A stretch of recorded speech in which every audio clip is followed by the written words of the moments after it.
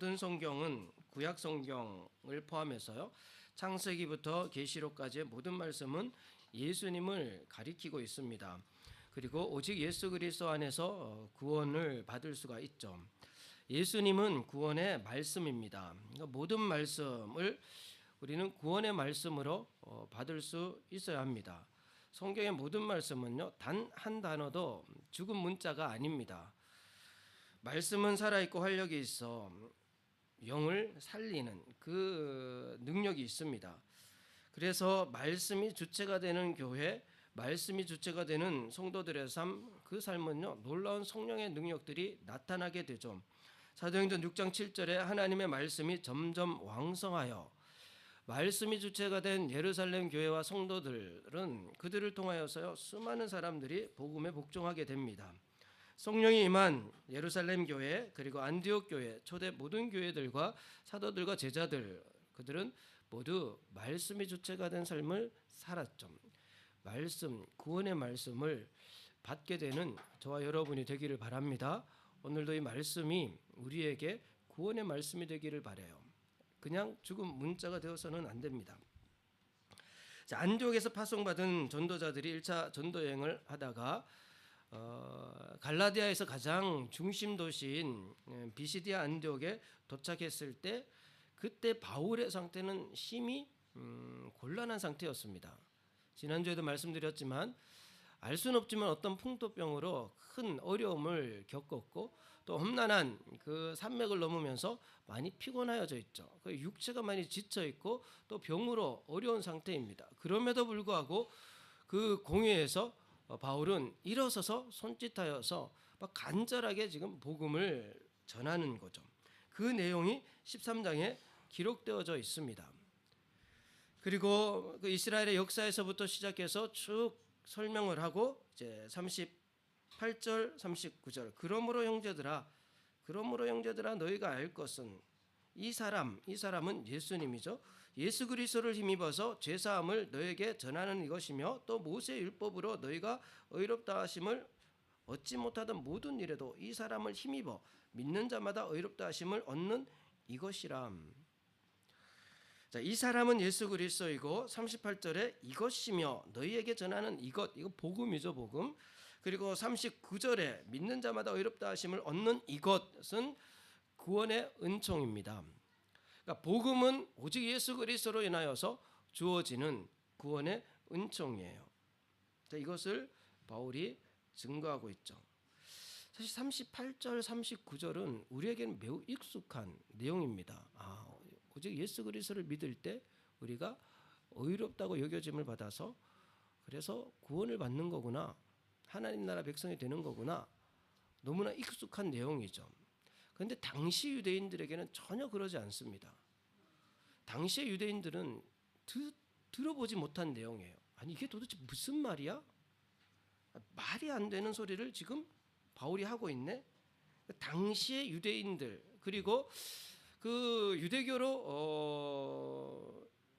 그 개종한 이방인들, 그들도 유대인에 들어가죠. 뭐 이방인이지만 유대교로 개종을 해서 유대인들과 함께 공회에 모여 있는 그 사람들, 그들에게 이 바울의 이야기는요, 전혀 생소한, 받아들이기 힘든 그런 내용이었습니다.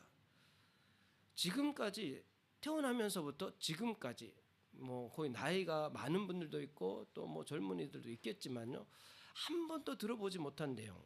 지금까지는 어떤 내용을 들어왔었냐면은 하나님께서 우리에게 주신 이 율법, 613개의 율법을 잘 지키면 하나님 거기에 대한 합당한 상급을 주실 뿐만 아니라, 우리 유대인이라는 이 공동체 안에 속해 있기만 하면, 특별한 죄로 인하여서 이 공회에서 쫓겨나는 일만 아니면, 구약에 종종 그런 일들이 있었으니까요, 그런 심각한 죄를 지어서 쫓겨나는 경우가 아니라면 유대 사회에 우리가 속해 있으면 우리는 구원을 받는 거야 라고 여기고 있었습니다. 그리고 모든 이방인들은 이 구원에서 배제되어 있죠. 구원받지 못한다라고 여기고 있었습니다. 그 어릴 때부터 이 생각이 철저하게 뿌리내리고 있던 사람들이 유대인들이에요. 그런데 지금 바울이 무슨 이야기를 합니까? 예수 그리스도, 너희들이 알 것은 예수 그리스도, 예수 그리스도로 인하여서 죄가 용서를 받는 것이고 예수 그리스도로 인하여서 의롭게 되는 것이고 예수 그리스도를 믿을 때 구원을 받는 거야 라고 이야기하는 거예요. 그러면 이들이 어떻게 반응하겠습니까? 아니 그럼 이방인들도 예수만 믿으면 구원을 받는단 말이야? 아니 유대인들 중에 예수 믿지 않으면 구원받지 못한단 말이야? 에이 그게 말이 돼? 그럼 우리에게 율법은 무슨 의미야? 아무런 의미가 없단 말이야? 그 당시에 바울의 이야기를 듣고 있는 유대인들의 반응은요 전혀 이해할 수 없는 생소한 받아들이기 힘든 그런 이야기로 들리는 거예요.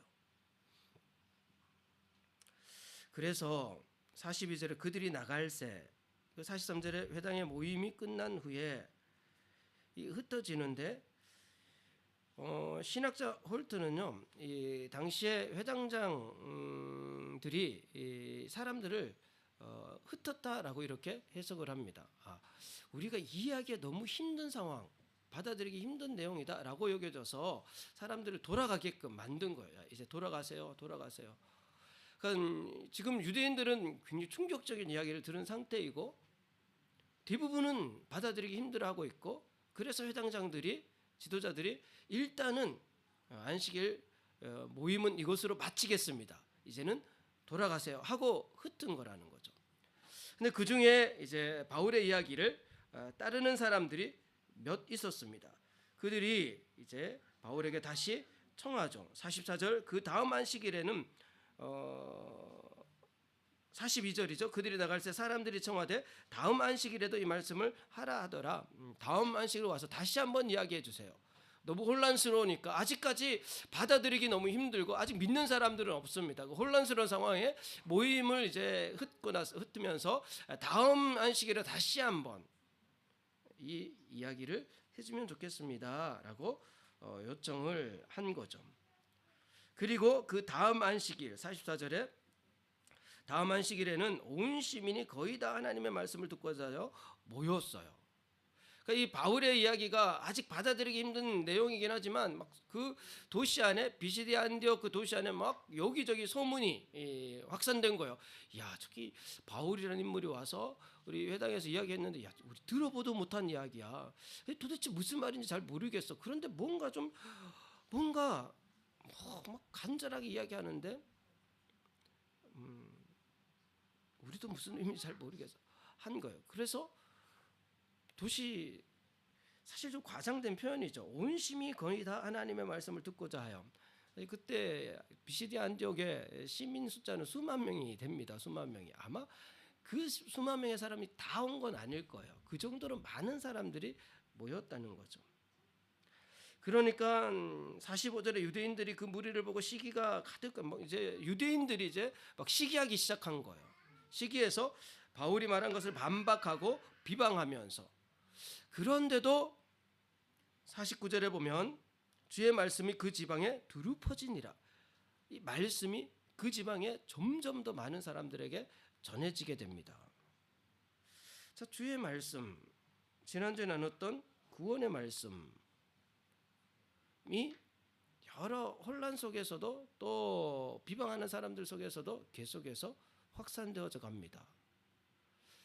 자, 구원의 말씀의 핵심이 뭘까요?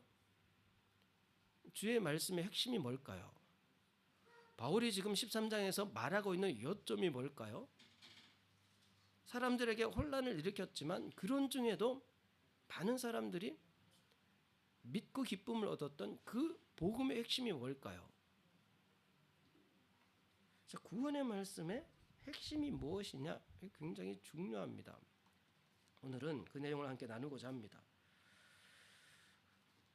구원의 말씀의 핵심, 복음의 핵심은 결론적으로 말씀드리면요, 오직 의인은 믿음으로 말미암아 살리라라는 거예요. 오직 의인은 믿음으로 말미암아 살리라. 자, 38절, 39절을 보시면 바울이 결론을 내려요. 그러므로 형제들아 너희가 알 것은, 그래서 쭉 이야기하고 내가 이제 종합해서 너희에게 말하는데 너희가 이제 분명히 알아야 할 것, 그 핵심이 뭐냐 하면은 이것이야. 이 사람을 힘이 예수 그리스도를 힘이여 제사함을 너희에게 전하는 이것이 복음인데, 또 모세의 율법으로 너희가 의롭다 하심을 얻지 율법으로 너희들이 생각하는 그 율법 613개 다 지켜도 그것으로 구원받는 건 아니야. 그 모든 일에도 이 사람을 힘입어. 모든 일에 이 사람 예수 그리스도를 힘입어 믿는 자마다 의롭다 하심을 얻는 이것 구원의 은총이다라고 이야기를 하는 거예요. 근데 아마 여기까지 바울이 이야기하면서 듣는 사람들의 반응을 한번 좀 살핀 것 같아요. 뭐 본문은 기록이 없으니까요.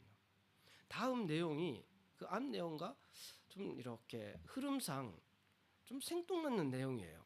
그러지 않습니까? 40절 그런즉 너희는 선지자들을 통해 말씀하신 것이 너에게 미칠까 삼가라 일러스를 보라 멸시하는 사람들아 복음을 이야기해놓고 바울이 정말 가장 중요한 핵심을 이야기해놓고 보라 멸시하는 사람들아 너희는 놀라고 멸망하라 내가 너희 때를 당하여 한 일을 행할 것이니 사람이 너희에게 일러줄지라도 도무지 믿지 못할 일이 너희들이 믿기지 않는 그 놀라운 일들이 일어날 거다 이렇게 이야기하는 거잖아요.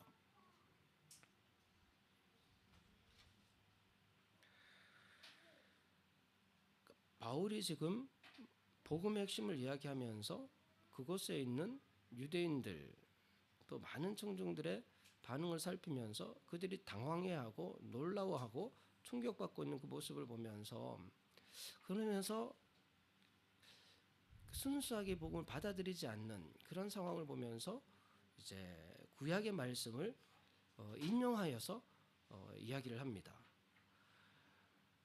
그 41절 말씀은 하박국서의 말씀이에요. 하박국서 1장 5절의 말씀을 인용해서 말하고 있는 겁니다.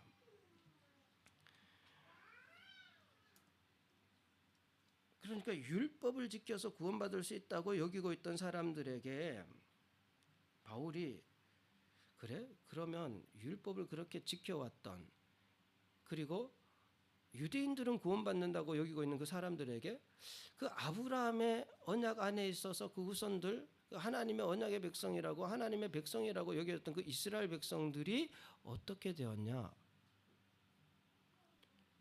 구약의 긴 역사 속에서 그들이 다 어떻게 되었냐? 하박국서 선지자의 이야기를 그 말씀을 인용하면서 지금 그걸 묻고 있는 거예요. 남유다가 멸망할 때 활동했던 선지자 대표적인 선지자가 두 명 있는데 예레미야와 하박국입니다. 그러니까 예레미야나 하박국을 이야기하면 유대인들은 우리 민족이 멸망할 때 활동했던 선지자라고 누구나 다 알고 있습니다. 그러니까 하박국 말씀을 인용하면 그 듣는 유대인들이 어떻게 여기냐면 우리 민족이 멸망할 때 바벨론에 의해서 멸망할 때 활동했던 선지자의 이야기라고 여기게 되는 거예요. 하박국 1장 5절에 이렇게 기록되어져 있습니다. 여호와께서 이르시되 너희는 여러 나라를 보고 또 보고 놀라고 또 놀랄지어다 너희의 생전에 내가 한 가지 일을 행할 것이라 누가 너희에게 말할지라도 너희가 믿지 아니하리라 보라 내가 사납고 성급한 백성 곧 땅이 넓은 곳으로 다니며 자기의 소유가 아닌 거처들을 점령하는 갈대아 사람을 일으켰나니 이 갈대아 사람들이 바벨론입니다. 너희들이 도저히 믿기지 않는 일을 하나님께서 행하실 텐데 그게 어떤 일이냐면 갈대아 사람들 바벨론을 일으켜서 어떻게 됩니까? 이스라엘도 멸망하게 된다는 거예요. 그리고 율법을 그리고 하나님의 백성이라고 했던 너희들이 어떻게 되었냐? 결국은 갈대아 사람들에 의해서 바벨론에 의해서 망하지 않았냐라고 바울이 지금 이야기하고 있는 겁니다. 이 메시지를 좀 이해하시려면 사실 하박국서의 내용을 그 시대 배경을 좀 아셔야 됩니다. 히스기야 이후에 므낫세 그 다음에 아람 그리고 요시야 왕 그리고 요아하스 요야킴 그리고 여고니야 시드기야 이 마지막 남유다의 마지막 그 역대기를 좀 알 필요가 있어요. 그때 활동했던 선지자가 예레미야랑 하박국이니까요. 그러니까 요즘 매일 성경 본문이 예레미야잖아요. 예레미야를 묵상하실 때도 이 시대 배경을 좀 아시면 도움이 됩니다. 근데 하박국서는 선지서 중에서 좀 특이해요. 보통 하나님께서 선지자들을 부르셔가지고 메시지를 주시면서 내 백성에게 아니면 이방인에게 선포하라고 말씀을 하시죠. 근데 하박국서 같은 경우에는 하박국 선지자가 먼저 하나님 앞에 질문하는 것으로 시작합니다. 어떤 질문이냐면은 하나님의 공의에 대한, 하나님 의에 대한 질문이에요. 하나님께서 불의를 그냥 내버려 두시는 분이 아니신데 우리 민족이 지금 온통 불의에 빠져 있습니다. 공의로우신 하나님께서 어떻게 이 문제를 해결해 주셔야 되지 않겠습니까? 라고 묻는 거예요. 아니, 하나님의 정의가 도대체 어디 갔습니까? 하나님의 백성들이 이렇게 불법을 행하고 있는데 하나님 왜 방관하고 계십니까? 라고 그렇게 묻는 거죠. 그러니까 이 질문에 대해서 답하신 것이 1장 5절이에요. 그것을 바울이 지금 인용하고 있는 겁니다. 그러니까 하나님의 대답은 그거예요. 그래, 내가 갈대아인들을 들어서 모든 악을 행하는 민족들을, 나라들을 다 내가 심판하겠다. 그 에돔이라든지 모압이라든지 드로, 시돈, 그리고 이 모든 나라들을 내가, 그 악을 행하는 모든 나라들 내가 심판하겠다. 그리고 이스라엘 또한, 남유다 또한 악으로 가득한 그들을 내가 심판하겠다라고 말씀하시는 거예요. 그게 1장 5절 내용입니다. 오늘 인용되어져 있는 내용이에요. 그걸 듣고 하박국 선지자가 라고 생각한 거예요. 왜 그렇게 생각했냐면 하나님께서 이스라엘을 심판하기 위해서 바벨론을 쓰신다고? 이스라엘이 악하지만 바벨론은 더 악한데, 악한 사람을 하시려고 더 악한 자를 들어 쓰신다면 이게 하나님의 공의가 맞습니까? 이걸 이렇게 생각한 거예요.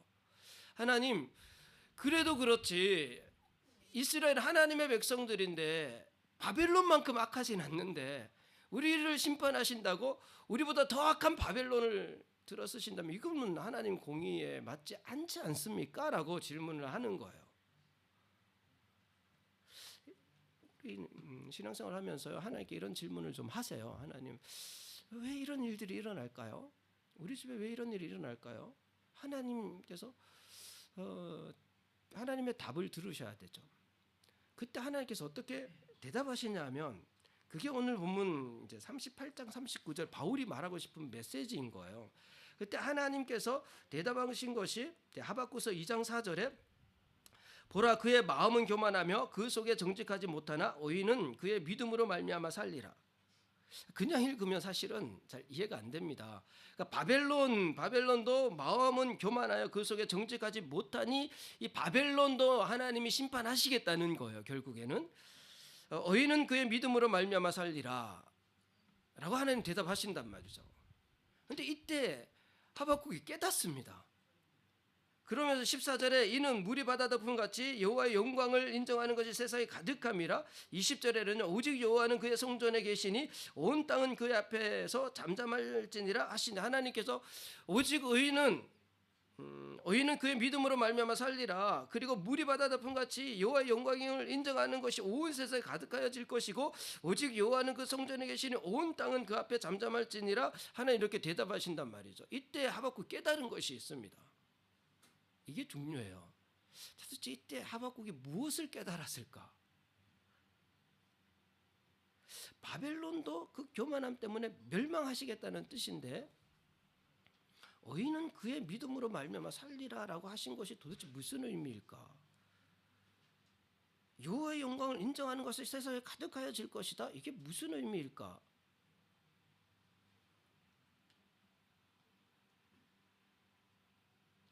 하박국은요, 하나님의 뜻을 정확히 이해하고 깨닫고 하박국 3장 17절에 뭐라고 고백하냐 하면 비록 무화과 나무가 무성하지 못하며 포도나무에 열매가 없으며 감람나무에 소출이 없으며 밭에 먹을 것이 없으며 우리의 양이 없으며 외양간에 소가 없을지라도 나는 여호와로 말미암아 즐거워하며 나의 구원의 하나님으로 말미암아 기뻐하리로다. 주 여호와는 나의 힘이시라. 나의 발을 사슴과 같이 갖게 하사 나를 나의 높은 곳으로 다니게 하시리로다. 이렇게 고백해요.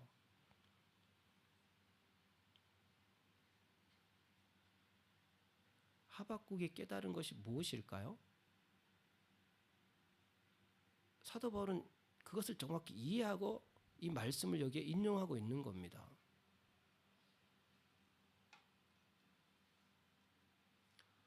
하박국서가 하나님의 의, 공의에 대한 내용이라고 말씀드렸죠. 하박국은 그걸 묻고 있는 거. 하나님 공의, 하나님의 의로우심은 도대체 무엇입니까? 라고 묻고 있는데 하나님은 내가 의롭다라는 것을 말씀하신 거예요. 나는 의로운 존재다 라는 것을 말씀하신 거예요.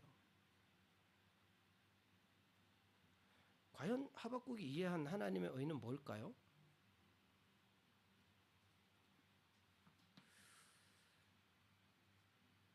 그 의는 믿음으로 말미암아 살리라 라는 내용을 정확히 이해를 하셔야 됩니다.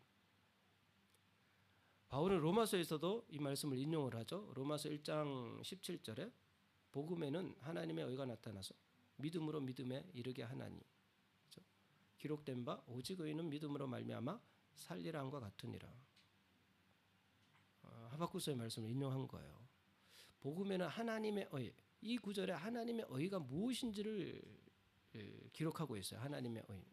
복음에는 분명히 하나님의 의가 나타나요. 이 하나님의 의를 정확히 이해해야 됩니다.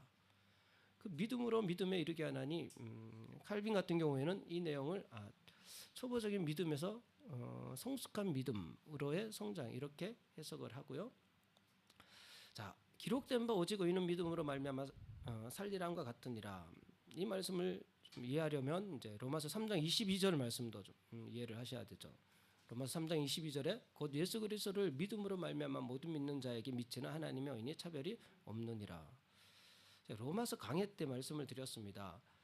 예수 그리스도를 믿음으로 말미암아, 이 구절의 의미가 뭘까요? 예수 그리스도를 믿음으로 말미암아, 디아 피스테오스, 예수 크리스투스라는 이 피스테오스라는 단어를 한국어 성경은 좀 목적격으로 해석을 했어요. 예수 그리스도를 믿음으로, 그죠? 를 믿음으로. 근데 원어에는 이것을 목적격이 아니라 소유격으로도 해석할 수 있는 단어예요. 소유격. 소유격이 되면 어떻게 되냐면, 그 피스테오스라는 단어는 믿음이라는 명사보다는 신실함이라는 형용사에 가깝습니다. 예수 그리스도의 신실함으로 말미암아, 이런 뜻이에요. 예수 그리스도의 신실함으로 말미암아. 그러니까 예수 그리스도의 신실함으로 말미암아 그 은혜 안에 있는 사람들은 하나님의 의가 미친다, 그리고 구원을 받는다라는 의미가 돼요. 그러니까 오직 의는 믿음으로 말미암아 살리라라는 구절이, 우리는 하나님의 백성들은 열심히 믿어서 살아가야 되는구나. 우리 믿음이 더 담대한 믿음이 되어서, 그래서 늘 내 믿음은 왜 이렇게 약할까? 왜 늘 이렇게 넘어질까? 내 믿음은 왜 항상 이러지? 이렇게 막 자기의 믿음을 잘 살피려고 하잖아요. 그래서 그렇지, 나는 의인인데 구원받은 하나님의 백성인데 그 믿음으로 살아야지, 막 믿음으로 도전하면서 살아야지, 이런 의미로 해석하는 경우들이 많죠. 근데 그런 의미가 아닙니다. 하박국이 이해한 것은 하나님께서 지금 바벨론을 들어서 모든 불의를 심판하시는데 이스라엘 또한 심판하세요. 그래서 예레미야서를 보면 어떻게 됩니까? 이스라엘은 바벨론에 멸망해서 포로로 끌려가요. 예레미야에게 뭐라고 말씀하십니까? 포로로 가게 되면 거기서 집 짓고 결혼하고 또 밭을 일구면서 거기서 살아라. 바벨론의 평안을 기도해라. 거기에서. 그리고 70년 때가 되면 내가 다시 너희들이 돌아오도록 하겠다라고, 그렇게 돌아오도록 해서 다시 나의 하나님의 나라를 회복시키겠다라고 말씀하시는 거예요. 근데 이 과정 속에서 사람들의 노력은 일도 없습니다. 전적으로 하나님께서 하시는 일이에요. 하나님께서. 그래서 하박국에게 하신 말씀은, 그래, 바벨론도 교만해서 바벨론도 멸망하게 될 거야. 그러나 나는 내 백성을 나의 의로, 나의 공의로 반드시 보존하고 나는 나의 백성들을 살도록, 영원히 살도록 지킬 거야 라는 약속의 말씀이에요. 그리고 그것을 깨달으니까 하박국이 어떻게 됩니까? 그렇죠 하나님, 하나님께서 우리 민족을 버리실 리가 없죠. 우리 민족이 혹시 바벨론에서 멸망할지라도 우리 민족을 하나님께서 결코, 다른 여러 민족들은 다 완전히 사라져버리지만 이스라엘은 그렇게 하시지 않으시죠. 하나님은 하나님 백성들을 하나님께서 공의롭게 다 보존하시죠 라고 깨달은 거예요. 그러니까 하나님 감사합니다. 비록 무화과 나무에 열매가 없더라도, 지금 현재 그런 것들이 없더라도 다른 구원의 하나님으로 말미암아 기뻐하겠습니다 라고 반응한 거예요. 바울이 지금 여기에서 하박국 선지자의 말씀을 인용한 것은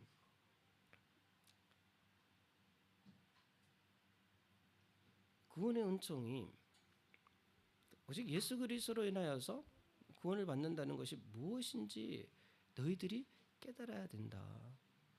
너희 선조들도 그것을 깨닫지 못해서 결국은 바벨론에서 망하지 않았냐. 그런데 하나님께서 우리 민족을 이렇게 보존하셨지 않냐. 그리고 그 하나님의 약속, 그 신실함 안에 예수님이 이 땅에 오신 거잖아요. 그러니까 예수님은 그 하나님의 모든 약속들을 온전히 이루시기 위해서 이 땅에 오신 것이고, 예수님이 그래서 그 약속을 이루시기 위해서 죽으신 거거든요. 그 38절에 너희가 알 것은 이 사람은 예수 그리스도를 힘입어 제사함을 너희에게 전하는 이것이며 모든 일에도 예수 그리스도를 힘입어 믿는 자마다 의롭다 하심을 얻는 이것이라. 그러니까 우리가 구원받는 것은 우리 믿음이 아니라 예수님의 신실하심 때문이에요. 우리는 단지 그 안에 있는 것뿐이에요.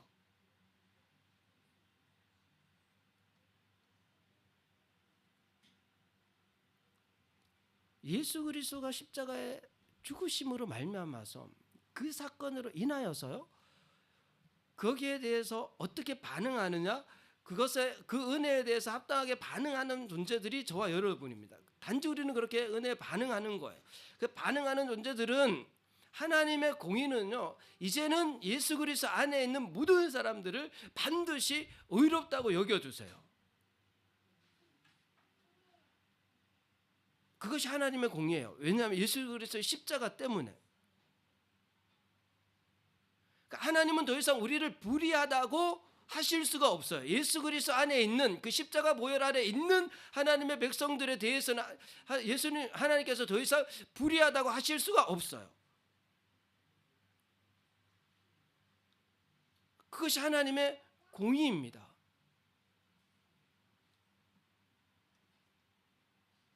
믿는 자마다 의롭다 하심을 얻는 이것이라. 그래서 이것을 은혜라고, 은총이라고 하죠. 하나님께서 거저주신 거예요. 거저주신 거.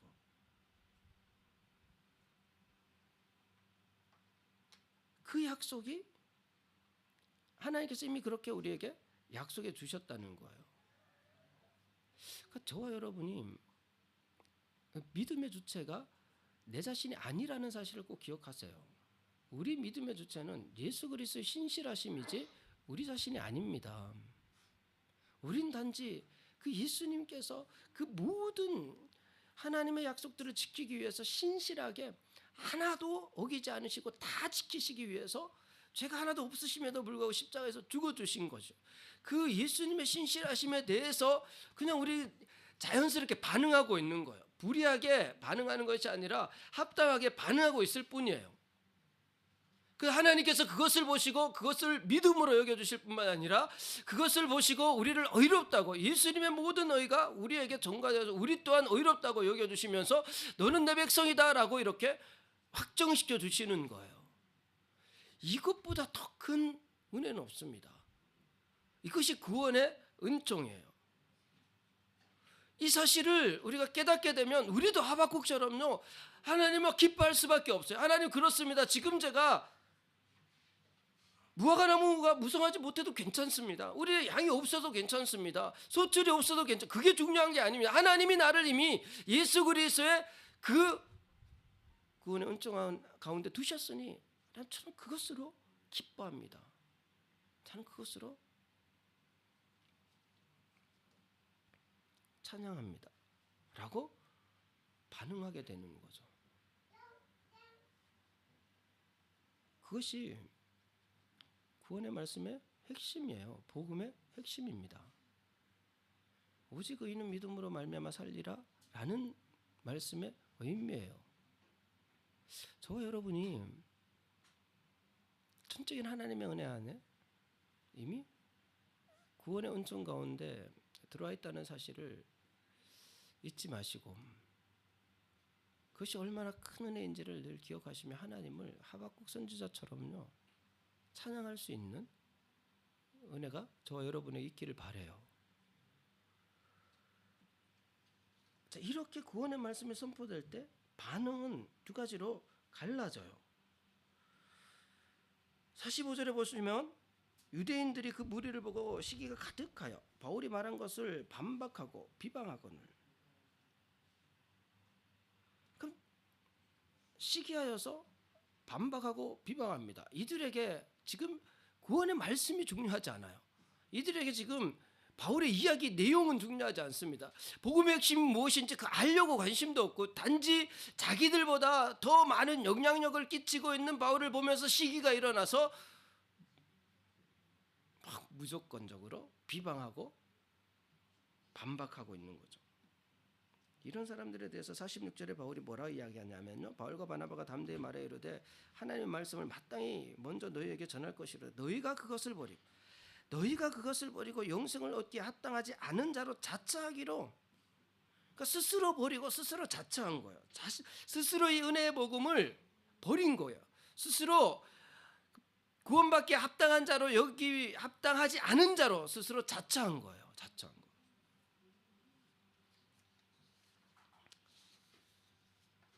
우리는 하나님 앞에 핑계할 수 없습니다. 하나님께서는 반드시 우리에게 합당한 은혜를 부어주세요. 로마서 1장 20절에 창세로부터 그의 보이지 아니하는 것들 곧 그의 영원하신 능력과 신성이 그가 만드신 만물에 분명히 보여 알려졌나니 그러므로 그들이 핑계하지 못할지니라.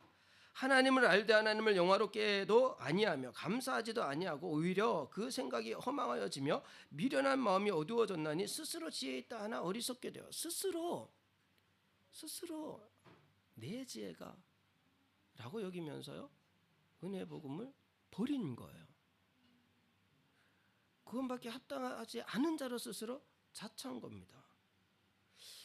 오늘날에도 얼마나 많은 사람들이 하나님의 은혜를 헛되이 받는지 몰라요. 고린도후서 6장 1절에 우리가 하나님과 함께 일하는 자로서 너희를 권하노니 하나님의 은혜를 헛되이 받지 말라. 이르시되 내가 은혜 베풀 때에 너희에게 듣고 구원의 날에 너희를 도왔다 하셨으니 보라 지금은 은혜 받을 만한 때요 보라 지금은 구원의 날이로다. 이 시대도요 은혜 받을 때이고 구원의 날이에요. 우리에게는요 하나님의 은혜는요 항상 조금도 부족함이 없이 우리에게 부어지고 있습니다. 하나님의 구원의 말씀은요 항상 우리에게 주어지고 있어요. 그런데 우리가 그것을 버리고 우리가 자처하고 있는 거예요. 그래서 그 은혜를 충만하게 누리지 못하는 거예요.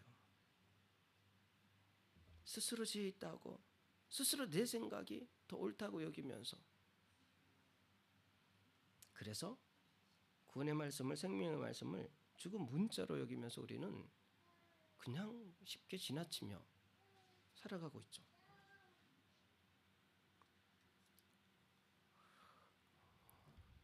바둑의 자충수라는 것이 있습니다. 자충수. 해서는 안 되는데 자기는 그것이 유익하다고 여기면서 자기 집을 더 많게 늘리는데 유익하다고 여기면서 내가 나름 지혜롭다고 여기면서 두는 거예요. 그런데 오히려 자기 집을 갉아먹는 상대에게 더 유리한 수를 두는 것을 자충수라고 합니다. 유대인들은 이 생명의 말씀을 듣고도 내용을 알려고 하기보다는 자기들보다 더 영향력을 끼치고 있는 바울을 보면서 시기가 가득하여서 반박하고 비방하고 있죠. 이런 것을 완고하다, 완악하다 이렇게 표현을 합니다. 성경은. 스데반이 사도행전 7장 51에 목이 곧고 마음과 귀에 할례를 받지 못한 사람들아 너희도 너희 조상과 같이 항상 성령을 거스르는도다.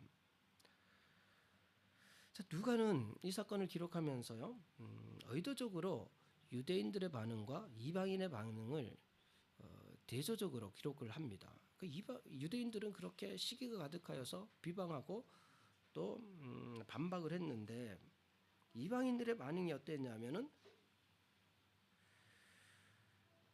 48절을 보시면 이방인들이 듣고 기뻐하여 하나님의 말씀을 찬송하며 영생을 주기로 작정된 자는 다 믿더라. 하나님의 그 은혜 안에 있던 사람들은요, 다 믿게 되어서 그 말씀을 막 기뻐하며 하나님을 찬송하는 거예요. 그 말씀이 지방에 점점 더 확산되어져 갑니다.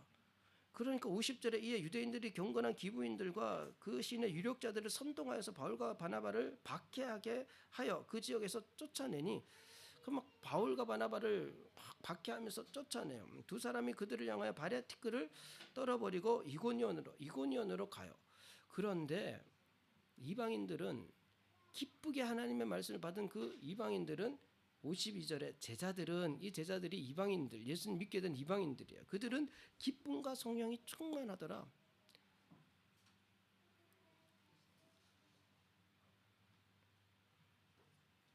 구원의 말씀을 받는 성도들의 한결같은 반응은요, 기쁨과 성령이 충만하더라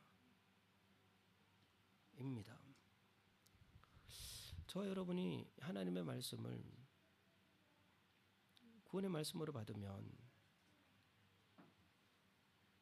이들처럼 기쁨과 성령으로 충만하여집니다. 예수 그리스도를 믿게 되었는데 유대인들이 기부인들을 선동해서요, 또 그 도시에 힘 있는 사람들을 선동해서 바울 일행을 박해하고 내쫓잖아요. 그런 상황 속에서도 더 이상 머물러 있을 수 없을 정도로 저항이 컸습니다. 그래서 이고니온으로 갈 수밖에 없었어요. 그런 상황 속에서도요, 믿게 된 사람들은 기쁨과 성령으로 충만해요. 그들을 통해서 또 다른 사람들이 복음을 듣게 됩니다. 저와 여러분이 다시 한번 스스로에게 질문해 보시기 바랍니다. 과연 나는 이 성경의 모든 말씀을 구원의 말씀으로 받고 있는지, 아니면 죽은 문자로 받고 있는지. 구원의 말씀의 핵심은 오직 의인은 믿음으로 말미암아 살리라인데, 내가 그 은혜, 구원의 은총 안에 있다는 사실을 우리가 얼마나 확신하고 있는지, 그 구원의 은총 안에 있다는 그 의미를, 오직 의인은 믿음으로 말미암아 살리라고 하는 이 말씀의 의미는요, 하나님께서 반드시 공의로 행하시는데 하나님 백성들을 하나님의 방법대로 의롭게 회복시키시고 영원히 흔들리지 않는, 영원히 사는 존재로 하나님께서 보존해 가신다는 거예요. 하박국이 그것을 깨달으니까 여전히 이스라엘은 불의 가운데 있지만, 그렇습니다. 하나님, 무화과 나무에 열매가 없어도 무성하지 않아도 괜찮습니다. 소출이 없어도 괜찮습니다. 저는 이미 하나님의 그 구원의 은총 안에 있으니 그것으로 저는 하나님을 찬양합니다. 하나님께서 우리 민족을 살도록 하실 테니, 그렇게 고백하고 있는 거예요. 그리고 그것을 깨닫은 바울은 어디에서나 이 복음을 전하죠. 그리고 구원의 말씀을 받은 이방인들은요, 기쁘게 하나님을 찬양합니다. 저항이 있고 또 비방하는 사람들이 있지만 여전히 기쁨과 성령이 충만합니다. 저와 여러분이 이미 우리가 구원의 은총 안에 들어와 있다는 사실, 그래서 이 모든 말씀들, 구원의 말씀들을 우리가 받을 때 하박국처럼, 바울처럼, 또 여기 이방인들처럼 반응할 수 있는 저와 여러분이 되기를 바랍니다. 정말 말씀을 들을 때마다 그걸 감격하면서 막 기쁨과 또 성령으로 충만해져서, 그렇지, 나는 그 구원의 은총 안에 있는 존재야. 하나님께서 나를 살게 하셔. 하나님께서 나를 살게 하셔. 하나님께서 나를 통해서 그 뜻을 이루셔. 하나님께서 나의 모든 인생을 주관하고 계셔. 그 하나님을 기뻐하며 찬양하는 그런 삶을 살게 되는 동경 앞에 기독교회가 되기를 바랍니다. 하나님 아버지, 감사합니다. 오늘도 사도행전 말씀을 함께 나누게 하시며 감사드립니다. 이 모든 말씀의 핵심이 무엇인지 우리가 알기를 원합니다. 오직 의인은 믿음으로 말미암아 살리라고 하신 이 말씀이, 이 믿음의 주체가 내가 아니고 내 삶의 주체도 내가 아니고 여호와 하나님께서 나를 주관하시며 나를 의롭게 하시며 때가 되면 하나님께서 나를 세우시고 나를 통하여서 그 뜻을 이루어 가신다라는 그 놀라운 하나님의 그 구원의 은총 안에 내가 이미 들어와 있다는 사실을 우리가 기억하며 정말 말씀을 받을 때마다 이 구원의 말씀으로 받으며 정말 그 말씀에 감격하며 기뻐하며 하나님을 찬양하며 그래서 성령으로 충만하여져서 우리 주변에 있는 사람들에게 정말 하나님이 계시다는 사실을 삶을 통하여서 증거하는 동경 앞에 기독교의 성도들이 될 수 있도록 인도하여 주시옵소서. 주님께서 우리와 함께 하심을 믿습니다. 감사드리며 모든 것을 예수님의 이름으로 기도드립니다. 아멘.